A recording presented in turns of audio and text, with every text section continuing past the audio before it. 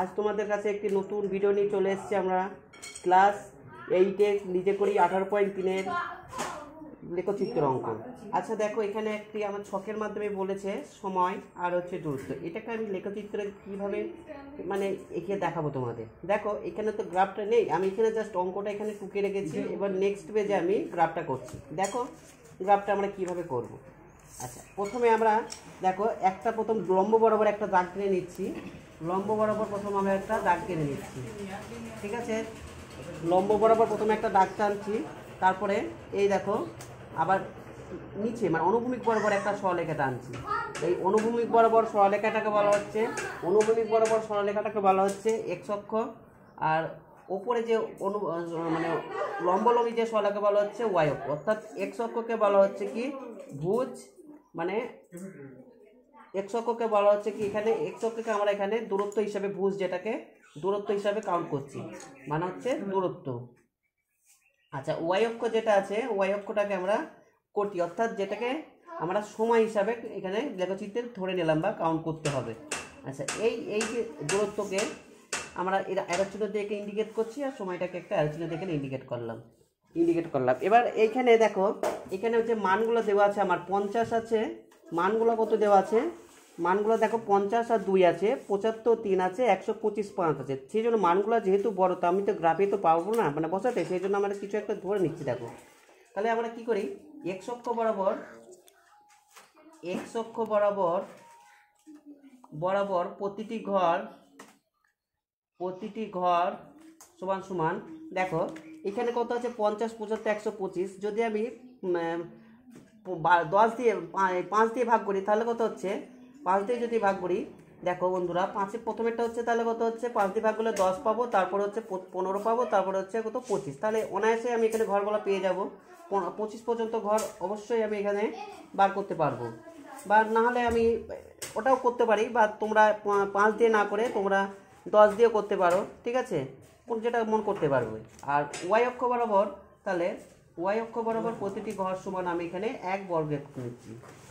আচ্ছা তাহলে প্রতিটি ঘর সমান এখানে আমরা করলাম 5 বর্গ একক। এবার দেখো বন্ধুরা এক্স অক্ষ বরাবর তাহলে কত আছে, এক্স অক্ষ বরাবর আমার আছে কত 2,50 যেটা, তাহলে আমরা এখানে 5 দিয়ে ভাগ করলে তাহলে 10,2। তাহলে এই আমি এক্স অক্ষ বরাবর যেটা দূরত্বটা ভুজ সেটাকে 10 ঘর গেলাম, তারপরে কত আছে এখানে 2, তার মানে ওপরে আবার 2 ঘর উঠবো, তাহলে কত হচ্ছে 1 2। আচ্ছা তারপরে আবার এক্স অক্ষ বরাবর কত আছে দেখো 75, যেটাকে 5 দিয়ে ভাগ করলে কত হচ্ছে 15, তাহলে 15 ঘর বরাবর গেলাম, আবার উপরে কত উঠবো আমি, উপরে আবার 3 ঘর, তাহলে উপরে আবার আমি 1 2 3 ঘর উঠছি, ঠিক আছে। একইভাবে সেমভাবে দেখো বন্ধুরা, বা আমরা যে ছাত্রছাত্রীগণ এই এক্স অক্ষ বরাবর যে দূরত্ব আছে সেটাকে আবার 5 দিয়ে ভাগ করলে কত হচ্ছে, 5 দিয়ে ভাগ করে হচ্ছে আমার কত হচ্ছে 5 দিয়ে ভাগ করে হচ্ছে 25, তাহলে আমি এখানে 25 যাব। তাহলে 25 গেলে আমার কত হচ্ছে, 25 গেলে দেখো 25 গেলে হচ্ছে আমার 20 25, মানে এইখানে তাহলে 25। আর ওয়াই অক্ষ বরাবর কত আছে আমার, ওয়াই অক্ষ বরাবর 5, তাহলে এই ঘর থেকে আমাকে 5 ঘর যেতে হবে, তার মানে হচ্ছে আমার এই সেন্টারে আমার হচ্ছে। তাহলে এখানে আমি যে বিন্দু করে এবার এটাকে গোল করে দিলাম, প্রত্যেকটাকে বিন্দু করে গোল। এবার আমি কি করবো বন্ধুরা, দেখো এই যেগুলোতে বিন্দু করেছি এগুলো আমি একটা স্কেল নিলাম, বা স্কেল নিয়ে প্রত্যেকটা বিন্দু দেখো আমি সংযুক্ত করছি, প্রত্যেকটা বিন্দু ঘর বরাবর আমি সংযুক্ত করছি। এবার সংযুক্ত করছি দেখো তোমরা এই যে বিন্দু বরাবর প্রত্যেকটা ঘর বিন্দু বরাবর যদি আমরা সংযুক্ত করি, প্রত্যেকটা ঘর বিন্দু বরাবর যদি আমরা সংযুক্ত করি 1 2 3 আর 5, তার মানে হচ্ছে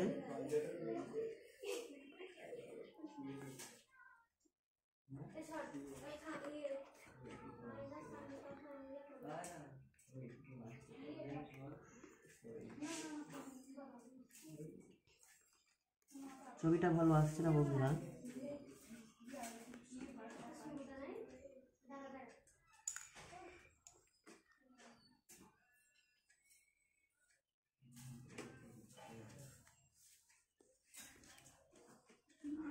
আচ্ছা তাহলে দেখো আমরা গ্রাফটা এঁকে ফেললাম, তাহলে এবার এই বিন্দুগুলো যেটা সেটা বিন্দুগুলো এবার আমি বসাবো। এটা 2,50। আচ্ছা তারপরে কত আছে 3, মানে 75 3, কত 75, তারপরে কত আছে 5,25। আচ্ছা দেখো এই বিন্দুগুলো যোগ করলে আমার একটা কী পেলাম, একটা সরলরেখা পাচ্ছি কি? সরলরেখা পাচ্ছি না, কারণ হচ্ছে এই যে বিন্দুটা ছিল নিচে, মানে বেঁকে যাচ্ছে, তাই তো? তার মানে হচ্ছে উপরের চিত্রটি সমরেখ নয়, চিত্রটি সমরেখ নয়। আজ এতটাই থাকলো, পরে আবার নতুন একটা টপিক নিয়ে তোমাদের কাছে আসবো।